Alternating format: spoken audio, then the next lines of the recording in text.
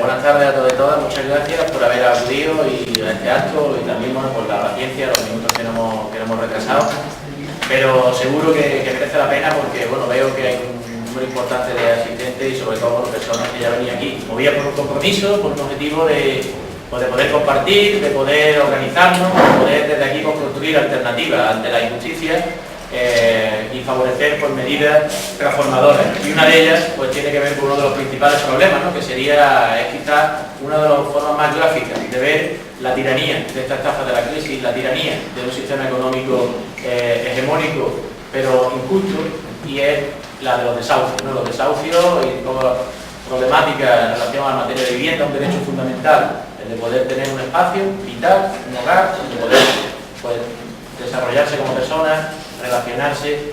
Por tanto, aquí también el capital ayude a los ciudadanos y es precisamente aquí donde también tenemos que dar respuestas y en gran medida, porque también a pesar de la dificultad de esta problemática queremos enfocar de que hay alternativas, de que sí se puede y de que la transformación se hace desde la esperanza, del ejemplo además de personas como las que hoy aquí nos acompañan, las que estáis ahí y las que están sentadas en la mesa, y tendremos y contamos afortunadamente con Elena Covadonga, que es del movimiento 15 estos desahucios, que sabemos lo importante que ha tenido ese movimiento en todo el Estado, que ha devuelto la esperanza a muchos ciudadanos y que ha hecho además movilizar a muchas personas. Esa indignación se ha organizado y se ha generado y transformado en redes de solidaridad, en lo concreto. Personas que han dado su tiempo, su compromiso, su dedicación, su esfuerzo y su ilusión y su esperanza para ayudar a otras y construir otra realidad. Y luego tenemos también a Amanda Meyer, que es secretaria de la vivienda de la Junta de Andalucía, igualmente una activista también social, hay que decir que desde hace unos meses ejerce esta tarea institucional, pero que también no se entiende sus decisiones, no se entienden las medidas que nos va a contar sin entender su vertiente militante de Izquierda Unida, del Partido Comunista, militante social, en primer lugar por la injusticia, y lo podemos ver. Esos decretos de vivienda contra la exclusión y en favor de la función social de vivienda se han escrito en el BOSCA, pero antes, y Amanda lo sabe y no tendría sentido si no lo ha escrito en pancartas, lo ha escrito en reivindicaciones, en movilización. De ahí es cuando se puede escribir la transformación, desde la calle a las instituciones. Y precisamente un poco eso es también lo que da sentido a esta convocatoria, en la que vemos cómo se puede, desde una alianza entre la sociedad, entre los ciudadanos, los movimientos sociales y las instituciones que sí que escuchan a la calle, las instituciones que van allí donde sopla lo que diría Miguel Hernández, los vientos del pueblo, de la sociedad activa, marchando con ganas de transformar. Y luego nosotros, desde Izquierda Unida, hoy aquí, a nivel local, tan solo prácticamente darle la palabra a ellos y sí simplemente enmarcar que también en Marbella tenemos una problemática en relación a la vivienda grave, sí enmarcar que hay unas responsabilidades claras en toda esta injusticia que se está produciendo y las responsabilidades son de los poderes económicos, financieros, pero también la responsabilidad política de quienes lo han apoyado, y aquí tenemos los ejemplos, tanto el Partido Popular como el Partido Socialista han tomado medidas como cambiar la Constitución para precisamente acabar con su vertiente social, que es la que encarna, por ejemplo, el decreto de función social de la vivienda, y poner el pago de la deuda, la sacralización del déficit como el dogma que hay que cumplir. Pues bien, estos gobiernos son responsables, pero tenemos que ir más atrás, y también por eso hablamos de lo que influye en Marbella, como ya el gobierno de Aznar y la liberalización del suelo, ese gobierno que convirtió a España en una grande, libre y urbanizable, permitiendo la burbuja, inflándola hasta unos extremos, y que llegamos a construir, se llegó a construir en España más viviendas que en Francia, Alemania y Reino Unido juntos. Pues bien, toda esa burbuja estalló, ligada con la crisis financiera económica, y la resaca es la que estamos sufriendo, esa resaca de esa crisis de acumulación de capitales que nunca socializó los beneficios, ha llegado a esta situación, que tiene los desahucios, y tiene otra problemática importante que también posiblemente Amanda pueda hablarnos y que nos interesa mucho en Marbella, y es la problemática también de las miles de viviendas vacías que existen. Cómo hay esa paradoja de que hay miles de personas sin vivienda y miles de viviendas sin personas. Y en esta además desahuciando personas. En Marbella, según el Plan General de Ordenación Urbana, es decir, el documento oficial, hablamos de 16.000 viviendas vacías. 16.000 viviendas que aparecían en este caso y bueno, que no cumplen con ese objeto que tiene la vivienda, que es garantizar un derecho. La vivienda no la entendemos como una mercancía, sino como un derecho y por tanto habría que trabajar en este sentido también, favoreciendo que esas viviendas salgan al mercado y salgan sobre todo a garantizar ese derecho, se habiten en definitiva, ¿no? Pues bueno, habrá que ver medidas, habrá que ver iniciativas, ya hemos puesto algunas veces pues, impuestos a nivel local, impuestos a vivienda vacía, etcétera, etcétera. Y tan solo terminar, pues antes de dar paso a Amanda, con una reflexión, creo que es importante y que además bastante gráfica también. Y es como hemos pasado de la lamentable realidad de ver cómo lo estamos todavía sufriendo los desahucios, no se ha acabado con esta lacra, pero sí ha habido un cambio también de esas portadas, de esos informativos, telediarios, periódicos que cubrían la realidad, que era que el Estado, defendiendo a los bancos, el gobierno del Partido Popular del Estado, defendiendo a los bancos, a los capitales financieros, entraba a lo más sagrado quizás que puede ser el hogar de una persona, ese domicilio, a sacar en el salón donde te consideras que está el refugio, de ahí te sacaban violentamente en muchos casos para desposeerte. Ahora hay otra foto, y lo veíamos hace escasamente unos días ya en portada. Diario Sur, por ejemplo, sacó esa portada de dos familias en Málaga que estaban en el mismo salón de su casa pero abrazándose y felicitándose, porque se podía también desde la institución garantizar una apropiación temporal, por ejemplo, de la vivienda a los bancos, a las promotoras, no a aquellos que tengan la vivienda vacía por la cuestión de que residen temporalmente, el turismo residencial, que es un segmento que hay que tener en cuenta, no el que tenga la vivienda en alquiler, sino aquellos que tienen bancos que están acumulando vivienda y que hay que dar esa función social. Pues se puede, hay alternativas, lo tenemos claro, cambiando poco a poco con la acción del gobierno desde la Consejería de Izquierda Unida, de la portada de las personas desahuciadas a la portada de las personas que se felicitan de que pueden quedarse en su vivienda porque hay un Estado que les defiende, porque han tenido una sociedad que lo ha reclamado y que estaba abogando por la transformación. Pues yo sin más hacer esta reflexión inicial y dar la palabra a Amanda, que creo que además ella también ahora está con los desahucios y es una de las, desde luego, inspiradoras de este decreto, porque ella es jurista, además de, como decía, activista, tiene una amplia formación también en el campo de jurídico y ha tenido también una amplia experiencia en la lucha desde jurídica contra la especulación urbanística. Y hay que recordar, todos nos acordaremos del Pocero aquel, ¿no? Aquel Pocero Rico del Norte, en el que teníamos pues que un alcalde de Izquierda Unida fue denunciado precisamente por impedir esas megaconstrucciones que al final se han visto, que son totalmente un bluff y que son totalmente innecesarias, sino todo lo contrario, valores especulativos y plusvalía que se llevan y que nunca van a la mayoría social. Pues Amanda también estuvo defendiendo a ese alcalde de Izquierda Unida jurídicamente, dándole amparo, y por tanto sabe lo que es estar en un lado de la locura y ahora pues intentando ver si se les pasa esa, como decía, esa resaca del bus y volvemos a imponer la cordura y la vivienda pues, para las personas, que es lo que debe ser. Pues muchas gracias, Amanda, y estamos esperando.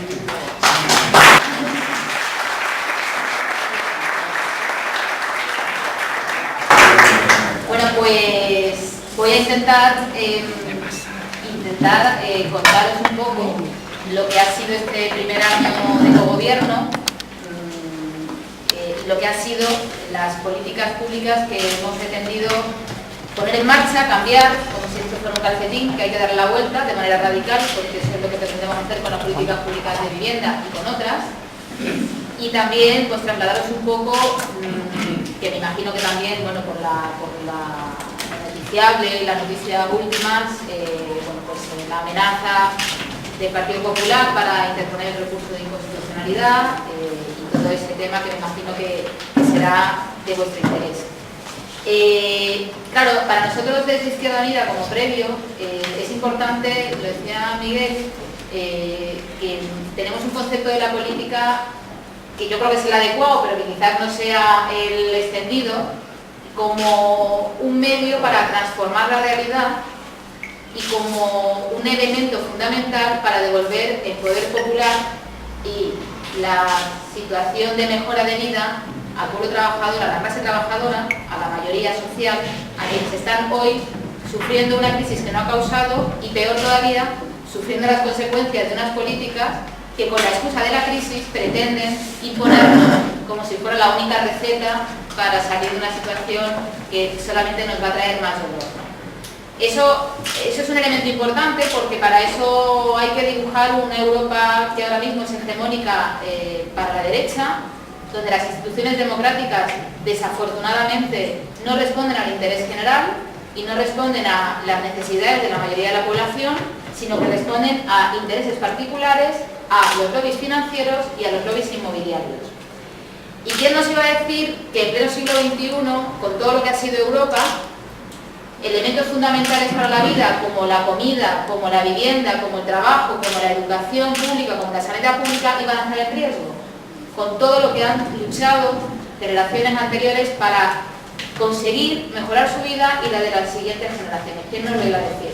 Pues así, aquí estamos, en 2013, con unas instituciones supuestamente democráticas que no piensan en el interés general, sino que están al servicio de multinacionales y al servicio de la banca, y que dictan o que dictan leyes al dictado de la voz de su amo, como hemos visto, y ahora comentaré en materia de vivienda, que me parece muy importante, como hemos visto en los últimos tiempos con dos leyes que ha publicado el Partido Popular, que es la ley de flexibilización del mercado del alquiler, que donde pone flexibilización hay que poner precarización para empezar ya a utilizar una lengua adecuada, y la ley de rehabilitación, que es abrirle la puerta a eso que llaman la colaboración público-privada, que no es más que regalar dinero público a empresas privadas para que durante generaciones hipotequemos los recursos públicos para que haya empresas, como digo, que saquen importantes beneficios económicos a costa también de la dignificación y la rehabilitación de vivienda. Bueno, pues es verdad, el contexto es complicado, pero, y vuelvo al inicio, eso es lo que a gentes como nosotros y nosotras, que efectivamente tenemos un concepto de la política como del activismo, es una forma de vida también, sí que nos hace pensar o reflexionar que estar en las instituciones no es cualquier cosa. Hoy estar en las instituciones democráticas significa, primero, confrontar contra ese modelo. Aquí no hay equidistancia ni neutralidad. Es o un modelo neoliberal, un modelo desregulador y un modelo que destruye derechos fundamentales, o un modelo que piense en la mayoría social, un modelo que recupere la democracia y la soberanía de los pueblos y que intervenga en la economía. No hay más. Hace 10 años, cuando decíamos que había que intervenir en la economía, bueno, madre mía, ¿no? Éramos, bueno, pues esa es la paradoja hoy. Es decir, ya no es posible dejar en manos de la oferta y la demanda el derecho humano a la vivienda, el derecho humano a la comida, el derecho humano a los suministros, que eso es muy importante, porque hoy los suministros están en manos de las grandes corporaciones, y hoy aquí en nuestra tierra hay pobreza energética, hay cortes de suministros, y hay que recordar cómo fue un paquete que se privatizó, cómo se privatizó Endesa, cómo se privatizaron las grandes multinacionales de los suministros. Por eso Izquierda Unida dice, hay que recuperar ese sector, hay que nacionalizar ese sector, porque los sectores o las empresas que proveen elementos fundamentales para la vida tienen que estar bajo el dominio público, sí o sí. Ya hemos visto lo que ha pasado en los años del neoliberalismo. Y podríamos hablar de más cosas, pero la vivienda es que ha sido paradigmático, ¿no? Miguel lo ha dicho, ha sido paradigmático.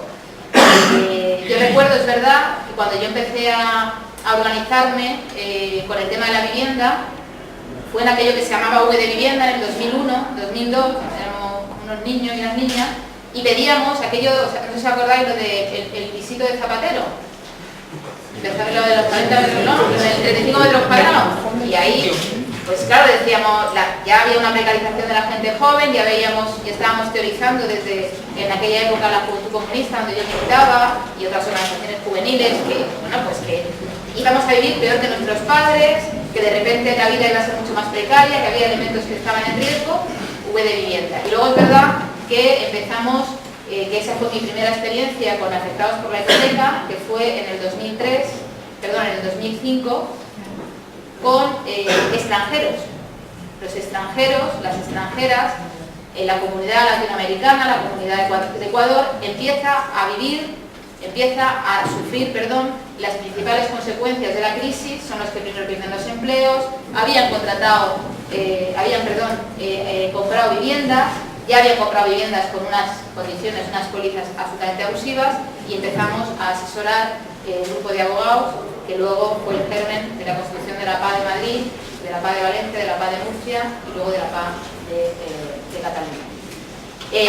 Bueno, pues es verdad que esa es nuestra trayectoria en ese sentido, y nuestra entrada en el gobierno andaluz, cuando nos tenemos que hacer cargo de las políticas en materia de vivienda nos hace reflexionar que teníamos que meter el acelerador, que teníamos que hacer todo lo posible porque en el menor tiempo posible diéramos una vuelta radical a la orientación de las políticas públicas en materia de vivienda, con un frontispicio claro o con un elemento fundamental, que la vivienda es un derecho humano, reconocido en la Declaración Universal de Derechos Humanos, que el Pacto Internacional de Derechos Económicos, Sociales y Culturales obliga a los Estados firmantes, España entre ellos, a que las administraciones hagan valer ese derecho humano a la vivienda.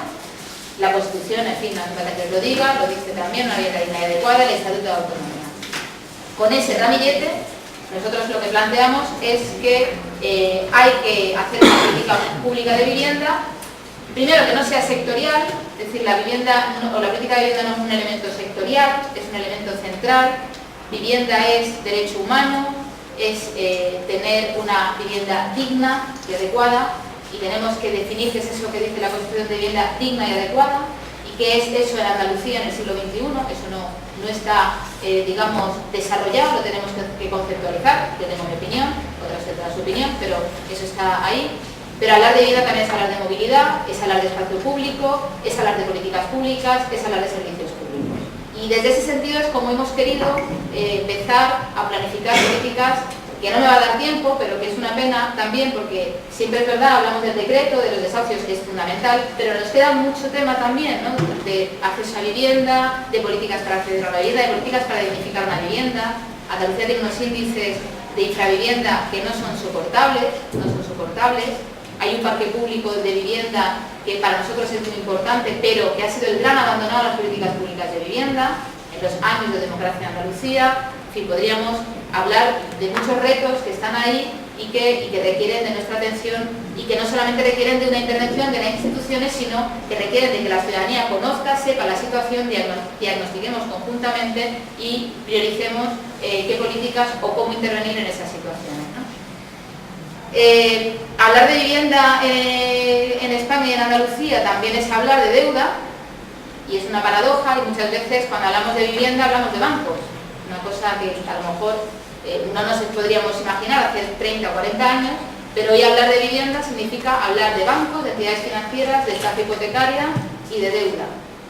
Y eso es así porque, acompañado a la construcción del boom hipotecario, de la planificación de los años de la burbuja, por supuesto, además de depredar el territorio y además de construir viviendas para varias generaciones y varios países juntos, que hoy, como vemos, están sin habitar, se generó todo un sistema planificado, insisto, porque esto a mí me da la sensación de que muchas veces parece como que esto fue un día que nos levantamos, ¿no?, y de repente había una burbuja inmobiliaria. Y claro, eso no es así. Es decir, aquí ha habido políticos y políticas que han teorizado, políticas desreguladoras del mercado, es decir, que teorizaron que el mercado se tenía que retirar, que tenía que ser la oferta y la demanda la que entrara en juego, y que tenían que ser los mercados los que, en una run, como fuere, construirán vivienda, sacarán importantes beneficios, en definitiva, garantizar la tasa de acumulación de capital, que no es ninguna novedad. Esto ya lo decía el viejo Karl Marx en el siglo XIX, y hoy con la burbuja inmobiliaria vemos otro ejemplo, la historia se repite y ahí está. Se planificaron políticas para acceder a una vivienda, políticas desde aquel ministro franquista que decía, ¿no?, mejor tener un país de propietarios que un país de proletarios, en el que había que hacer una vivienda solamente desde la propiedad. Esto que dice la cultura española, mentira, no es cultura española, es que se ha planificado porque unos pocos ganaron muchísimo dinero en muy poco tiempo, era un chollo, y en un tiempo de 10 años el valor de la vivienda creció un 210%. Un 210%. Es una barbaridad. En ese tiempo, entidades financieras tasadoras, que esto es muy importante, tasadoras que eran propiedad de las entidades financieras, ganaron mucho dinero. Y también hay que decir, las administraciones públicas que se creyeron, incluida la Junta de Andalucía, que estaban jugando al juego de la especulación, del dinero fácil, y que contribuyeron con la especulación del suelo y con la especulación de la vivienda protegida y con las empresas públicas de vivienda y de suelo a participar en ese show. Y llegó el 2007 y el show se cayó. hubo una estafa, un estallido financiero, no nos vamos a quedar ahí, y en el caso de España y de los países del sur, acompañado del estallido de la burbuja inmobiliaria.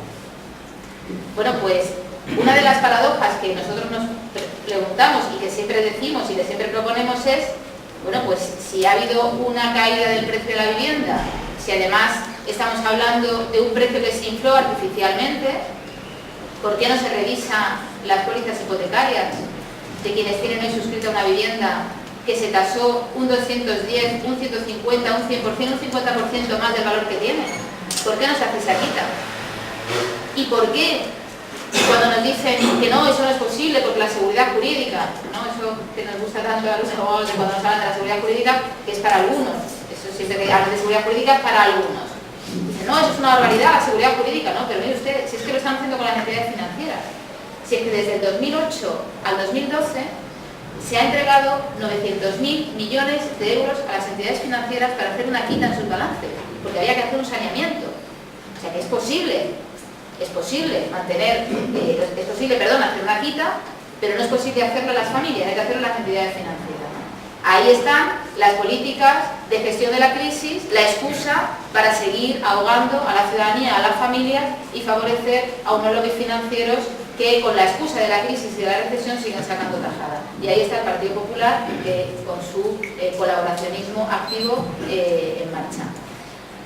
Hay que hacer la ILP como fue una oportunidad perdida. Ahí la sociedad civil organizada, como siempre, ha dado una lección, como siempre, a la ciudadanía, una lección democrática, movilizadora, es decir, una sociedad civil organizada. Nosotros lo decimos siempre, todas las políticas públicas que se han puesto en marcha en Andalucía tienen que ver, es verdad, con programa, con un equipo de gente comprometida que se lo cree y fundamentalmente con una militancia muy exigente, la de Izquierda Unida también, y con una sociedad civil organizada, movilizada, tensionada, que lleva desde el 2008 poniendo en la agenda un problema que no era un problema, entre comillas, no era un problema porque no se hablaba del tema, y que lleva denunciando y que han conseguido sensibilizar a la gente, extender la problemática y que todo el mundo sepa ya que en España se han cometido desahucios ilegales, estafa hipotecaria y que lo que estamos viendo en España, en definitiva, es fruto de unas políticas interesadas que nos han llevado hasta aquí.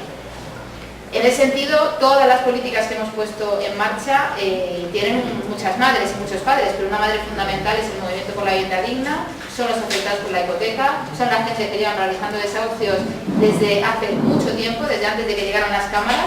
Ya antes de que llegaran las cámaras estaban los afectados, organizados y los activistas, y en ese sentido tenemos que situar el haber podido sacar el decreto de la vivienda, por ejemplo. Os pongo un ejemplo. En el gobierno del tripartito en Cataluña se intentó hacer algo parecido. Tardaron 4 años en hacer un decreto. Lo aprobaron y fue tal y brutal la virulencia de los lobbies, no precisamente a la iniciativa, que es el partido hermano de Izquierda Unida, sino a los otros partidos, fue tan brutal que no lo sacaron adelante. Pero es que llegó Convergencia y Unión y lo retiró. Tardaron 8 años en intentar aplicar la primera medida. Nosotros en 10 meses hemos sacado un decreto y lo hemos sacado porque había agenda, movilización, sociedad civil organizada, afectados organizados, dando una lección democrática que nos ha permitido salir zumbando con este decreto, que es un pasito contundente, pero un pasito que tiene que venir dado de más pasos, y que si no hubiese sido esa situación, no lo habríamos conseguido. Es verdad que nosotros no tenemos muchos lobbies financieros, más bien no tenemos ninguno, nuestros lobbies muchas veces son el movimiento, y muchas veces son, ¿no? Que yo estoy muy orgullosa de tener esos lobbies, otros tienen otros lobbies, pero en nuestro caso pues era difícil que algunos sectores inmobiliarios o tal nos llamaran. Lo han hecho, pero pues igual que lo han hecho han dejado de hacerlo, lógicamente, porque uno puede presionar cuando tiene cercanía. Cuando no hay cercanía pues no hay mucho que presionar, ¿no? El decreto es el último, digamos, elemento fundamental que hemos puesto en marcha para este cambio de modelo y este cambio de políticas de vivienda. El primer elemento que pusimos encima de la mesa fue la paralización de los desahucios del parque público. Andalucía tiene el mayor parque público de España, tiene 81.000 viviendas, cerca de 81.000 viviendas. Un parque público que está ocupado al 100%, un parque público que está abandonado, un parque público que está en un 80% en barriadas con necesidades de transformación, es decir, barriadas donde no solamente hay que hacer políticas de vivienda, hay que hacer políticas de vivienda, políticas de empleo, políticas de educación, efectivamente, y que para nosotros es una prioridad. Y decimos una cosa con el parque público. El parque público de viviendas es un servicio público tan importante como la educación pública y la sanidad pública. Y a pesar de que el parque público de viviendas de Andalucía sea el mayor de España, es insuficiente. Es viejo y se tiene que dignificar. Y nuestra pretensión es ampliar el parque público de viviendas. El parque público de viviendas da cobijo a 300.000 familias andaluzas, 300.000 personas andaluzas. La renta media que se paga del parque público de viviendas es 20-25 euros al mes. Hay gente que no puede pagar esa renta. Estamos hablando de gente que está expulsada del mercado de la vivienda, que no tiene cómo acceder a una vivienda. Imposible. Y las viviendas sociales, a diferencia, por ejemplo, de las viviendas protegidas, son viviendas que se han hecho con dinero público. La mayoría, el Ministerio de la Vivienda, en los años 60, y la mayoría fueron transferidas en los 80, os estoy hablando de viviendas que tienen más de 50 años, que fueron transferidas a Andalucía. Andalucía no ha hecho política de construcción de viviendas sociales. No la ha hecho. La única comunidad que lo ha hecho ha sido Euskadi, en el tiempo en el que cogobernaba Extremadura, en nuestra organización afín con el PNV. Ninguna comunidad ha hecho viviendas sociales. Y eso se nota, y eso se paga. Y Andalucía lo está pagando hoy, porque hay, como luego comentaremos, necesidades, miles de personas que necesitan acceder a una vivienda, porque nos encontramos en un momento de emergencia económica, social y habitacional, porque hay viviendas deshabitadas, pero sobre todo porque ya hay 3 generaciones viviendo en una misma vivienda, porque los abuelos y las abuelas están acogiendo a los hijos e hijas y a los nietos y nietas. Y eso está pasando en Andalucía. Por lo tanto, paralización de los desahucios del parque público. Y es importante decirlo, somos la única comunidad autónoma que ha tomado esta decisión, porque esto requiere pérdida de dinero, lógicamente, de la empresa pública, pero aquí todo el mundo está perdiendo dinero, y las administraciones públicas no pueden pensar en una línea de negocio como si no hubiera emergencia y no hubiera una situación absolutamente drástica, y porque además nuestra teoría o nuestro planteamiento es que no podemos agrandar la brecha social desde la administración, es decir, tenemos que minimizarla, pero no agrandarla. Yo os pongo un ejemplo también y termino. El Partido Popular en Madrid y en Valencia está vendiendo su parque público. La señora Botella dice que es deficitario, claro. El parque público es deficitario, la sanidad pública también, la educación pública también, todos los servicios públicos son deficitarios. Una agencia, una consultora, ha hecho un informe en Madrid y ha teorizado que las 2.500 viviendas que hay en Madrid, del IBIMA, son deficitarias y hay que venderlas. Madrid está desahuciando de su parque público y recientemente el Tribunal de Derechos Humanos de Estrasburgo ha tenido que paralizar un lanzamiento a la Comunidad de Madrid, al Ayuntamiento de Madrid, por una vivienda social en la que se pretendía expulsar a menores y a su madre de la vivienda. Eso está pasando ahí, aquí al lado nuestra, y efectivamente a veces es incomprensible para otras administraciones lo que estamos haciendo en Andalucía, pero modestamente creemos que lo que toca es esto y lo que no toca es otras cosas. Otro de los elementos que pusimos en marcha es había que cambiar drásticamente las políticas de EPSA. Que les he comentado antes, las empresas públicas de vivienda y suelo, EPSA incluida, no pasa nada, hay que decirlo, participaron de la fiesta de la burbuja, entenderme lo de la fiesta, participaron en ese momento de vamos a hacer dinero, vamos a especular y vamos a utilizar la vivienda, que es una mercancía, para ganar dinero rápidamente. Y en ese tiempo la empresa pública promovió viviendas protegidas. Las viviendas protegidas, a diferencia de las viviendas sociales, son viviendas que se financian con crédito bancario. Las entidades financieras ponen un dinero, el promotor, que puede ser promotor público o privado, promueve la vivienda y la administración ayuda, ya sea por subvenciones, ya sea con algunos beneficios, una gana de subvenciones, al promotor. Y esas viviendas van dirigidas a una población determinada, con una renta determinada, con un interés determinado. Bueno, pues EPSA, en un delirio, que tampoco quiero dar nombres, pero digo que EPSA, en un delirio durante los últimos 10 años, planificó construir viviendas protegidas en sitios para venta, en sitios que no es posible venderla. Es decir, yo no sé quién fue el ideólogo, pero desde luego no tuvo mucha cabeza. Cuando nosotros llegamos había 1000 viviendas, que son estas famosas viviendas que dice el PP, la Junta tiene 60.000, 50.000, 5.000, ¿no? Han ido cambiando las cifras. Cuando nosotros llegamos había 1000 viviendas de EPSA en venta, por lo tanto deshabitadas. ¿Qué hemos hecho? Hemos cambiado esas 1000 viviendas en venta a 1000 viviendas en alquiler, número uno, porque no se vendían ni se iban a vender, y evidentemente a la vista está, después de 32 meses de restricción absoluta de crédito hipotecario, que nadie o que mucha gente no va a poder comprarse una vivienda en lo que queda de tiempo, de años, y por lo tanto hemos pasado de venta a alquiler y hemos bajado los precios. En este tiempo ya hemos adjudicado más de 600 viviendas. Hay unas que se están destinando al programa andaluz en defensa de la vivienda. Ahora os contaré para las personas que vienen demandando fruto de su ejecución hipotecaria una vivienda porque se vayan a la calle, y por semanas estamos haciéndolo, además con toda la transparencia. Pero claro, es verdad que hay viviendas protegidas en Andalucía vacías.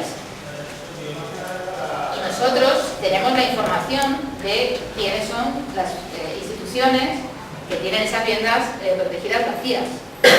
Lo que pasa es que nos parece que antes que entrar en una guerra de tú más, que parece que es bastante aburrido y está la gente bastante asqueada con esto, lo que nos toca es llamar a los ayuntamientos del Partido Popular, que es lo que estamos haciendo, a las capitales de provincia y a las diputaciones, para decirle, oigan, que a mí me consta que usted tiene 1000 viviendas deshabitadas en Málaga. ¿Usted qué va a hacer con estas viviendas? Y eso es una realidad. En Andalucía hay 5.000 viviendas deshabitadas, viviendas protegidas, que administraciones en manos del Partido Popular piensan, a lo mejor es con buena fe, aunque yo cada vez creo que hay menos buena fe, piensan que vendrán tiempos mejores y piensan que pueden darlas para venta y recuperar de esta manera la inversión.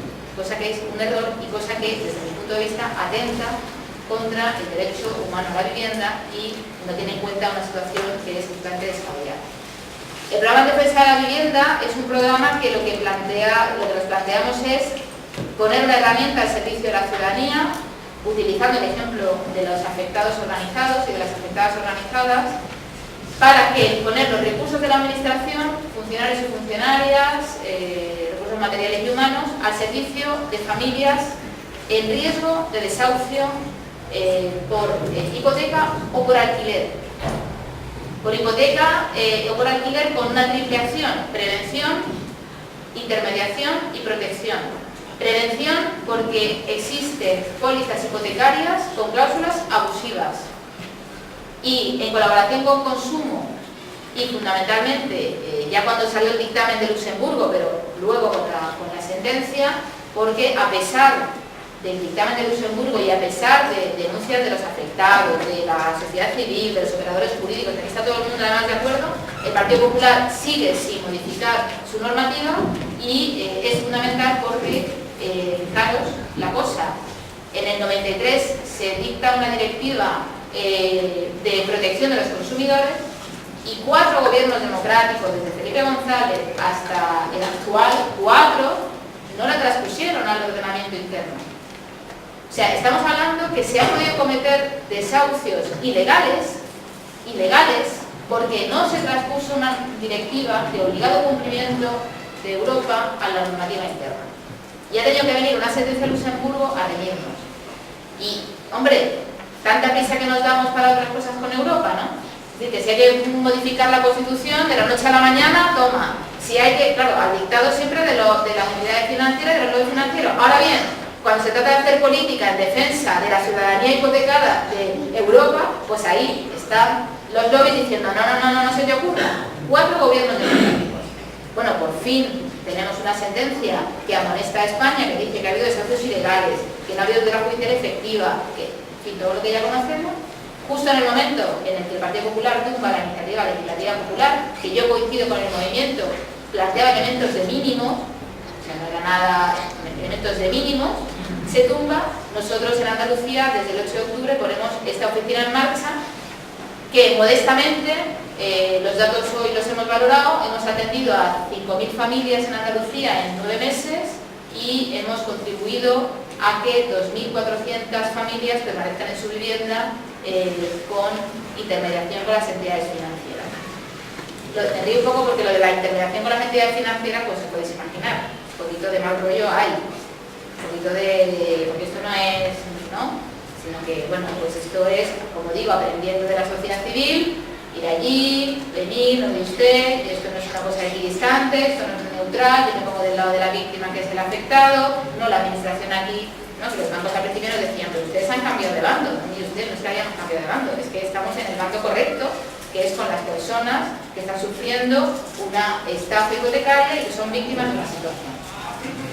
Y en última instancia el decreto, el decreto de la función social. Un decreto de la función social que lo que hace, como os decía al principio, es que hace la siguiente valoración. Si la vivienda es un derecho fundamental para la vida que soporta el derecho a habitación y otros derechos, es decir, si con vivienda hay derechos y sin vivienda hay exclusión, la administración pública tiene que velar porque se cumple esa función social. Claro, ¿y qué es la función social de la vivienda? Bueno, pues la función social de la vivienda es, como cualquier función última que tiene cualquier elemento, es que cumpla con el objetivo para el que fue creado. Bueno, ¿y cuál fue el objetivo para el que fue creada una vivienda? Bueno, pues para dar habitación.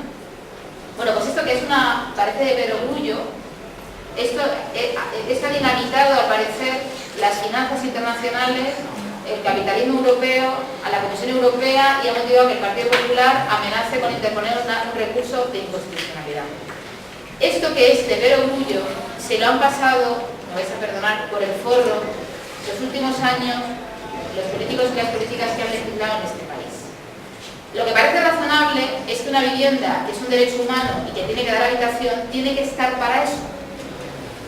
Si además ganamos dinero, si además se hace negocio, estupendo. Sí, no se trata de... No, estupendo. Pero lo principal es que tiene que dar habitación. Nosotros nos inspiramos en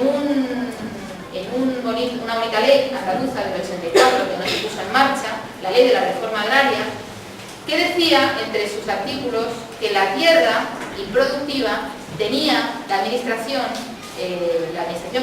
establecía que la tierra improductiva o mal producida tenía que ser expropiada, requisada. Requisada es que te la quito pero no te pago, un poco mejor que la expropiación. Entonces, en el 84 sale esta ley de la reforma agraria.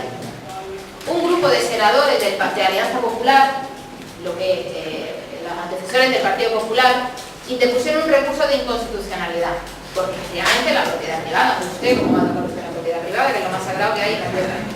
Y el Tribunal Constitucional, en el 86, saca una famosa sentencia, que por cierto no se ha repetido, desgraciadamente, que decía que la función social de la propiedad, tal y como viene establecido en el artículo 33 de la Constitución, es un elemento consustancial y fundamental de la propiedad privada. Es decir, usted tiene una propiedad privada, pero usted no puede hacer lo que le dé la gana con la propiedad privada. O hacer lo que le da la gana con la propiedad privada si es un calcetín, que no tiene ninguna función social ni soporta derechos fundamentales. Podríamos teorizarlo si hay frío y demás. Pero parece que estamos hablando de determinados elementos, de las tierras, porque dan trabajo, porque dan alimento, de las viviendas, porque dan habitación. Sobre este elemento y con la premisa o el dictamen del Tribunal Constitucional, con el decreto lo que hacemos es que modificamos dos leyes andaluzas, la Ley de Vivienda Protegida, que es del 2005, y la Ley del Derecho a la Vivienda, que es del 2010. Y establecemos 4 elementos fundamentales, que lo que pretenden en última instancia no es sancionar a los bancos, o sea, ese no es el objetivo del decreto. El objetivo del decreto es que si hay 700.000 viviendas deshabitadas a fecha 2011, que ya tenemos que rondar el millón, y hay, según el registro de demandantes de vivienda protegida, que podríamos utilizar otros datos, pero ese es público y notorio, 300.000 personas en Andalucía que demandan una vivienda, parece razonable que la administración tendrá que resolver esa dicotomía. Si además nos encontramos en un momento paradójico de expulsión de vivienda por una deuda privada de nuestras casas, sin que nadie se plantee que aquí se produce una estafa hipotecaria y que por lo tanto hay que hacer una quita hipotecaria y que por lo tanto, ¿no? Y si además vivimos en un momento de emergencia habitacional, bueno, pues parece que cualquier gobierno mínimamente democrático lo que tiene es que tomar medidas. ¿Y qué medidas hemos tomado con este decreto? En primer lugar, explicar que es una vivienda deshabitada, que no existía ninguna norma que lo explicara. Una vivienda deshabitada es aquella que no da habitación durante 6 meses en un año, y a partir de explicar que es una vivienda deshabitada, establecer mecanismos para que la administración obligue a los propietarios a que esa vivienda se ponga en carga para que personas puedan acceder en alquiler a la misma. ¿Y cómo lo hacemos? Bueno, pues si son viviendas en manos de entidades, personas jurídicas, entidades financieras, subsidiarias, el banco malo, inmobiliarias, las tienen que poner en alquiler. Y si no las ponen en alquiler, abrimos dos procedimientos. Uno principal, que es declarativo y que terminaría con la inscripción de esa vivienda deshabitada en el registro de viviendas deshabitadas, y uno segundo, que es sancionador si el propietario no justifica o no pone medios para que esa vivienda se ponga en alquiler. Y ojo, no sancionamos a las personas físicas, y fue un debate del decreto, porque ¿pero por qué no sancionamos a personas físicas?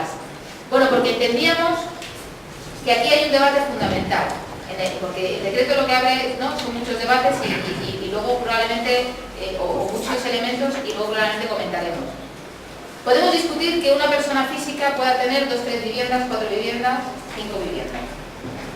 Hay datos incluso de gente que tiene hasta 50 viviendas. Bueno. Pero uno es una persona física, puede ocurrir que esa persona, oye, pues tiene una vida tal que cada mes vive en una casa. Puede ocurrir.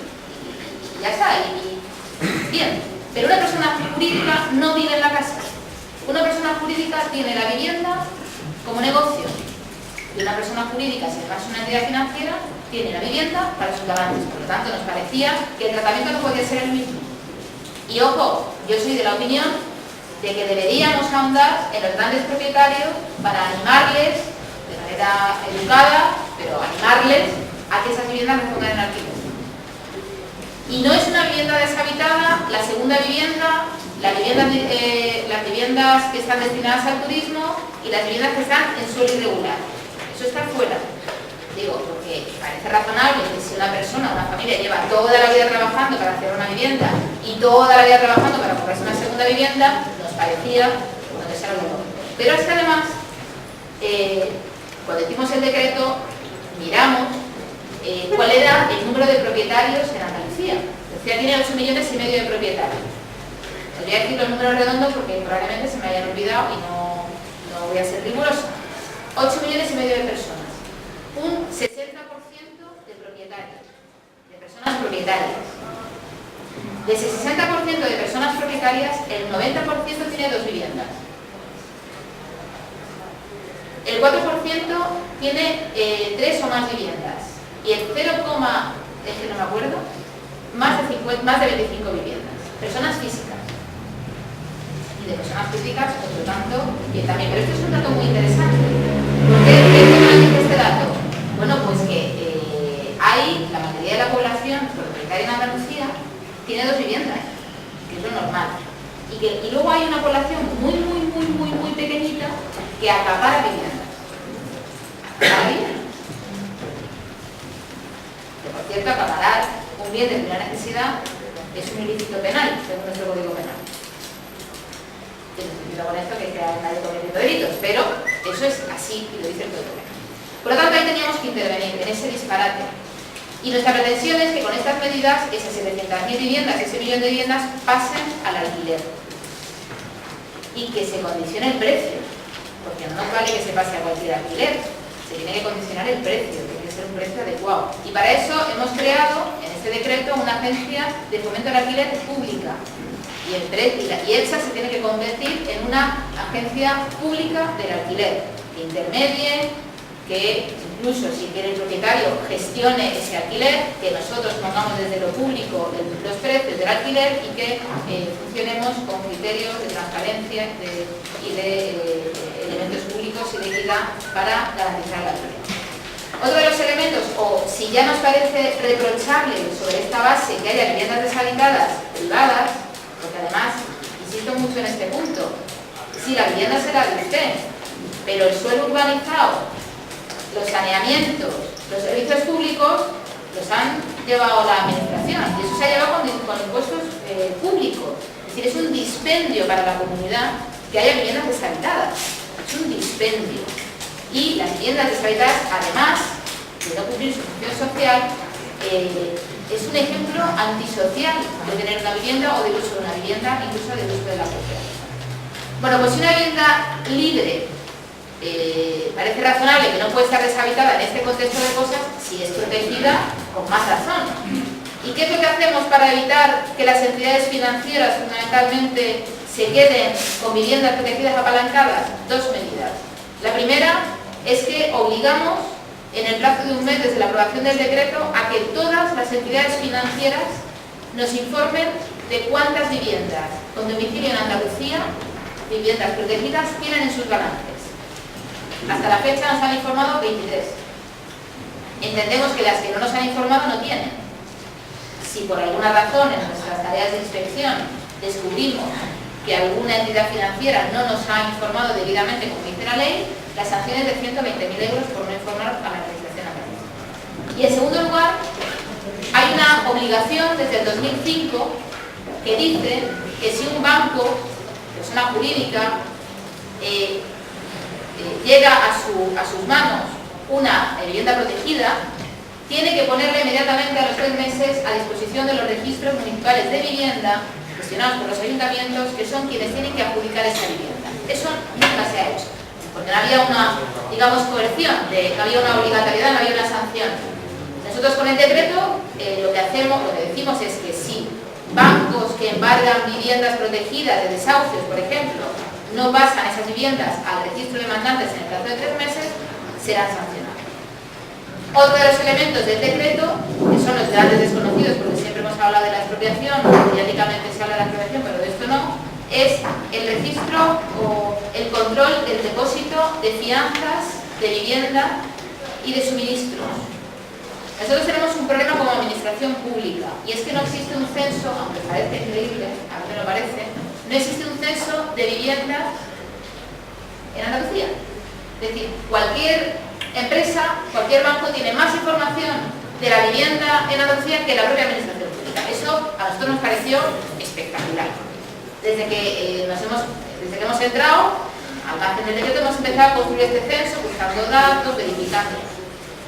El dato de los suministros cumple dos objetivos. Uno, nos da información para construir este censo, qué viviendas están alquiladas y cuáles no. Y dos, cuando nosotros contratamos, alquilamos una vivienda, entregamos una fianza. Ahora ya nos piden 2, pero bueno, entregamos un mes de fianza. Y la obligación del propietario es depositar en un registro público ese mes de fianza. ¿Por qué? Porque eso genera intereses. Y parece razonable que esos intereses tienen que redundar en la comunidad y no en un particular. Y además, esos intereses son millonarios. Si esos intereses los tenemos controlados, si verificamos que se cumple la ley, os imagináis cuánto dinero podríamos invertir en políticas públicas de vivienda en un contexto en el que vivimos de las transferencias del Estado de Montoro, que nos viene, eso sería, en fin, sería estupendo. Pero además nos permite, como os digo, que nos dé información para el censo. Y en segundo lugar, siempre hay un montón, ¿no? Sí, y es que es que me pongo. Y en segundo lugar, el tema de los suministros, porque las suministradoras tienen que cumplir también la ley. Y hasta que las nacionalicemos, que lo vamos a hacer, es cuestión de tiempo, cuando seamos un poquito más fuertes, lo que tenemos es que obligarlas a que cumplan la ley.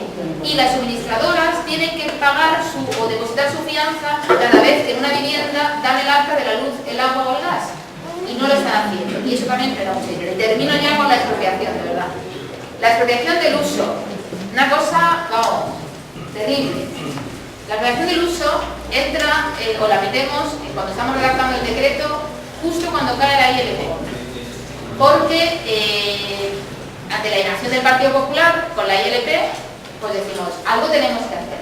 ¿Y qué podíamos hacer que no chocara con las competencias del Estado? Es decir, no podemos entrar en la ley hipotecaria, no podemos entrar en el derecho civil, no podemos entrar en la deuda perpetua, no podemos. Pues sabíamos que eso era flor de un día. Dijimos, bueno, pues vamos a utilizar la ley de expropiación forzosa, que la utilizamos para todo, para hacer carreteras, para hacer colegios, para hacer campos de golf. 3.000 expedientes el año pasado en la Consejería de Fomento y Vivienda para hacer carreteras, digo para situar. Y decidimos que la extracción del uso temporal de la vivienda para familias en riesgo de exclusión, que tengan un perjuicio económico, ese es el único requisito, ni que tengan menores de 3 años, de 4, de 5 o 3, en fin, esa historia que se planteó a nivel estatal, y que al menos por 3 años se expropie el uso, no la propiedad, el uso, esa familia permanezca en la vivienda, si puede que aporte el 25% de sus ingresos, si no puede no pasa nada, y al menos paralizamos una sangría que en Andalucía sigue siendo terrible. Yo me quedo aquí y solamente anuncio 3 cosas. Preocupación por los desahucios por alquiler, que vienen cabalgando, y más con la ley de precarización que han aprobado, y que o se genera músculo y movilización y contestación, y está pasando desapercibida, está pasando desapercibida porque bueno, no se conoce y porque pero es terrible, y estamos hablando de la construcción de la segunda burbuja inmobiliaria ahora desde el alquiler, con el Sareb, con las OCIMIS, y luego comentaremos. Ahí viene todo eso, y preocupada también con el recurso, preocupada y ocupada. El recurso de inconstitucionalidad se va a hacer efectivo esta semana, antes del 12 de julio. El planteamiento que conocemos hasta ahora, el gobierno alega 3 elementos: que atentamos contra la propiedad privada, que atentamos contra el principio de culpabilidad, luego lo cuento, tampoco tiene mayor importancia, dice que no tenemos en cuenta el principio de culpabilidad del procedimiento sancionador, son cosas de los juristas que nos gustan leer estas cosas, y el principio de igualdad, porque dice que cómo vamos a expropiar a los bancos y a las personas no. Y aquí estamos, y es una cosa maravillosa. Porque, oye, pues tenemos una enmienda y ya el problema con todo el mundo, o sea, que ese es el problema. Esos son los 3 elementos que han presentado. Hoy introducen un cuarto elemento mediático, que yo estoy convencida que lo van a meter también en el recurso, y es que es una norma que atenta contra el principio de igualdad de los españoles. Porque dicen que si esto se hace en Andalucía, atentaría hacia los andaluces contra el resto de España y hacia España contra el resto de los andaluces. Nosotros lo que le hemos dicho, oiga, pues extiendan la medida y así todos iguales. Yo solamente termino diciendo que nosotros estamos ocupados, que vamos a hacer todo lo posible jurídicamente por movilizarnos, por supuesto política y socialmente también, que tenemos el riesgo de la suspensión de la norma, que nos la van a suspender, pero que tenemos que hacer fuerza para que el Constitucional a los 5 meses nos levante la suspensión de la norma, que en el trámite del Parlamento estamos tramitando la ley y vamos a meter enmiendas para no dar excusas, tampoco os cuento mucho más porque vamos a ver en qué queda el recurso, que el día 12 nos movilizamos, ¿verdad? Hemos llamado a la movilización en las delegaciones del Gobierno de Andalucía, pero que vamos a continuar y que si nos tumban este decreto tendremos que presentar otro, y así sucesivamente. Y ya está.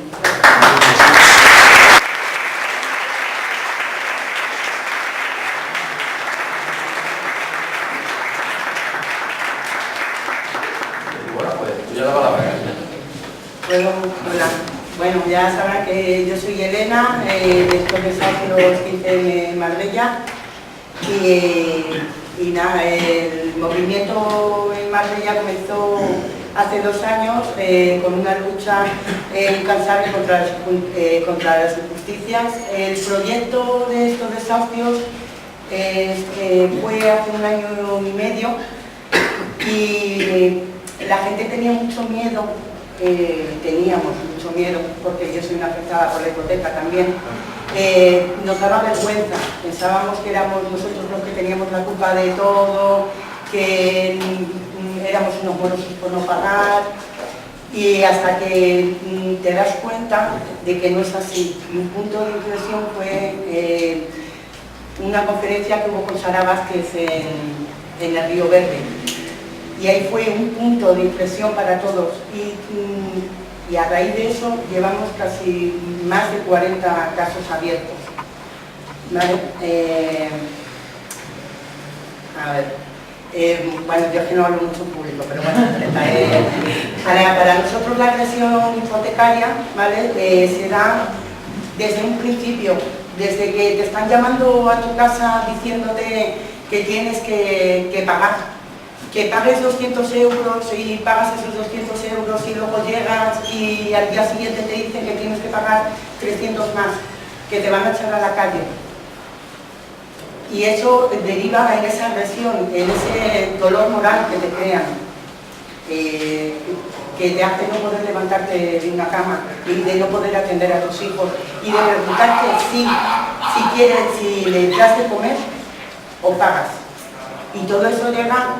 Voy a leer un mensaje que ha llegado a La Paz de Málaga esta mañana y pone: hola, me llamo, y no pone nombre, ahí la vergüenza. Me muero de hambre, no tengo ingresos de nada. Tengo 2 hijas de 5 y 2 años y no tengo trabajo.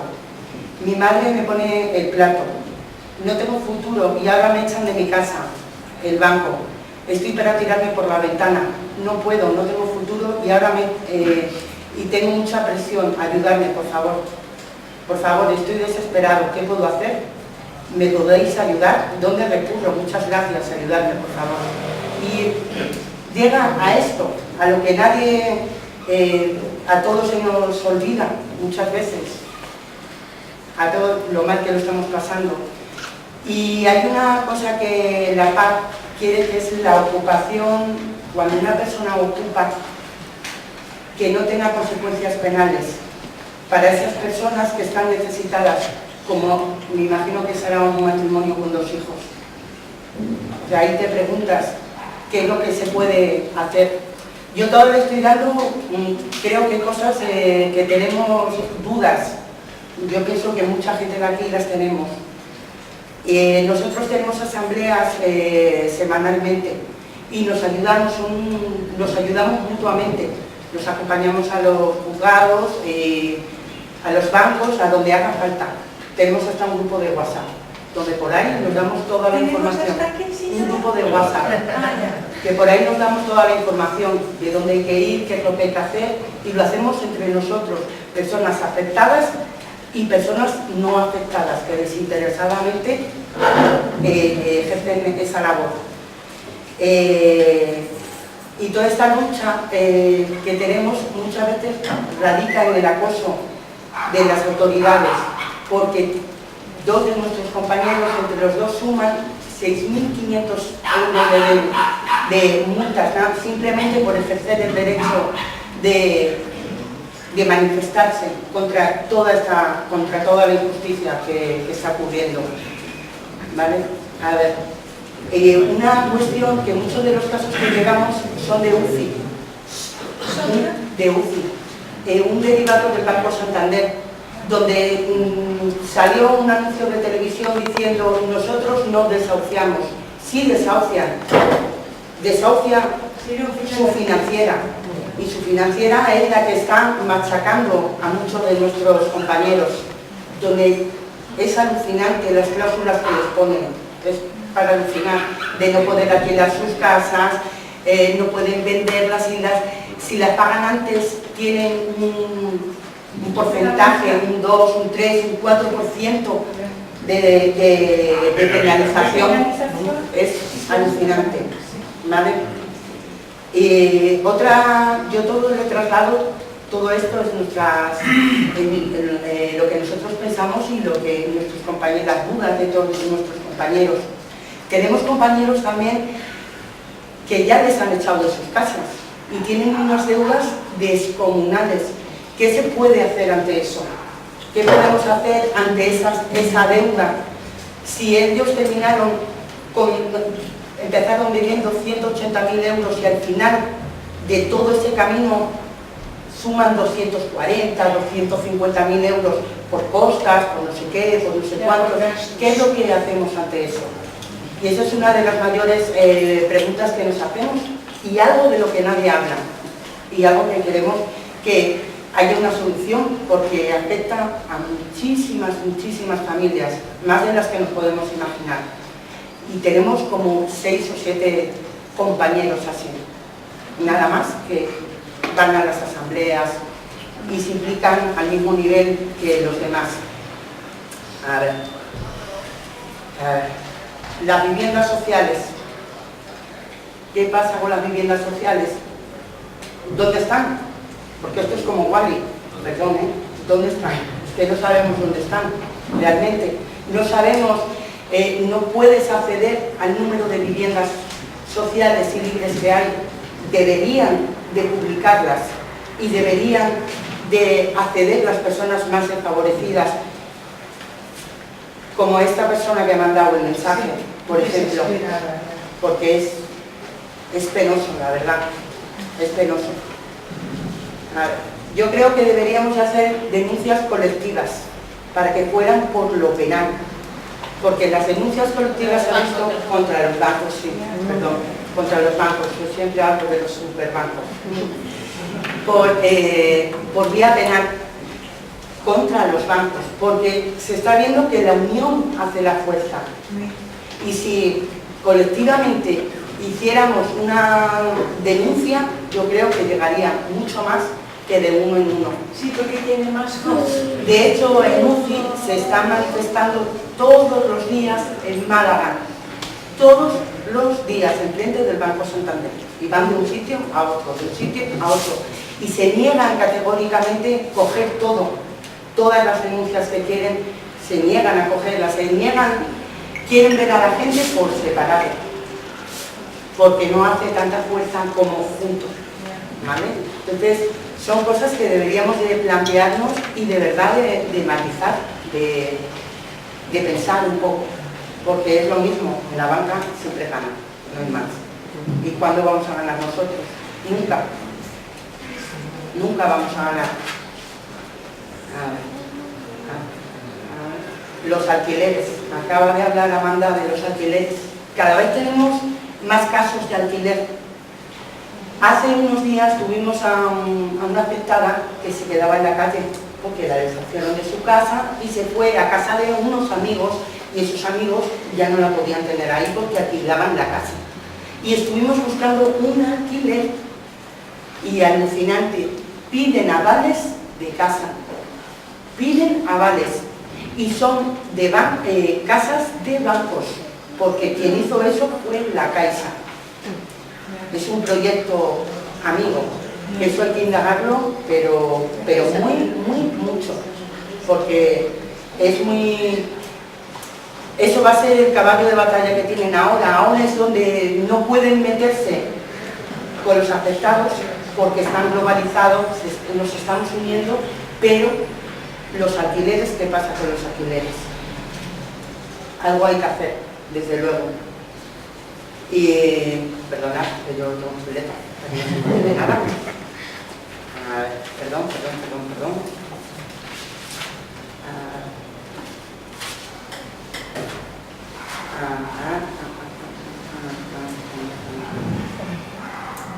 A ver, otro problema, es que, perdón, pero lo miro para que no se me olvide nada, que no quiero que se me olvide nada. Otro problema son las hipotecas puente.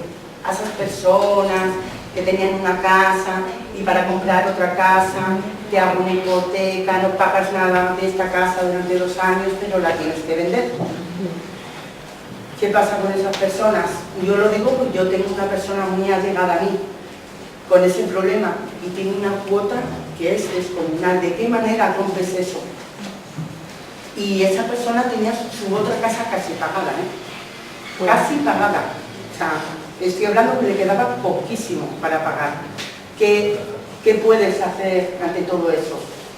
Eso es otro problema y otra cosa que tienen muchas familias, y no nos tenemos que olvidar de ese tipo. Son cosas puntuales, pero que ocurren, y son cosas que son así. Y nada, pues nada, que son muchas cosas de las que me podría seguir hablando aquí. Lo mío ha durado poco, perdona, no, pues no digo, perdóname tú. pero porque no sé yo, pero bueno, que hay que luchar, ¿vale? Que muchas gracias de mi parte y de parte de TICM por darnos esta oportunidad de expresarnos y de decir lo que piensa el ciudadano, porque al fin y al cabo todo esto que está aquí es lo que pensamos todos en la asamblea, todos son preguntas de mis compañeros y de mí misma. Y que estamos en Juan Sebastián Elcano, en el número 7, en el local del Estado.